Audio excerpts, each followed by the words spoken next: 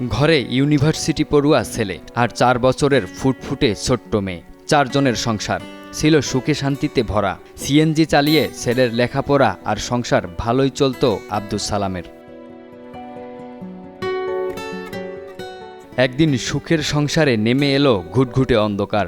গত 1 বছর আগে হঠাৎ সালামের বুকে ব্যথা শুরু হয়। তড়িঘড়ি করে পার্শ্ববর্তী স্বাস্থ্য কমপ্লেক্সে নিয়ে গেলে চিকিৎসক তাকে ঢাকার হাসপাতালে নিতে বলেন।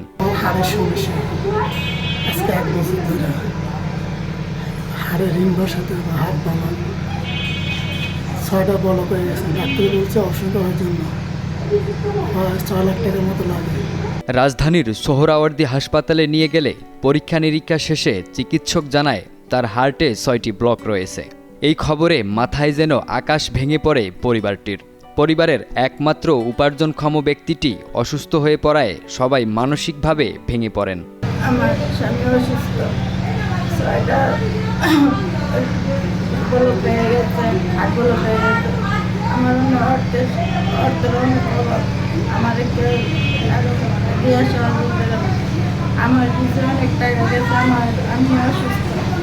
এখন আমার চলতেছে না, আমার সাহায্য সহযোগিতা করে। চিকিৎসক জানিয়েছে আব্দুস সালামের বাইপাস সার্জারির জন্য প্রয়োজন 6 লাখ টাকা। এই খরচ বহন করা সালামের পরিবারের পক্ষে সম্ভব নয়। তাই বিত্তবানদের কাছে সাহায্যের জন্য আকুতি জানিয়েছে পরিবারটি।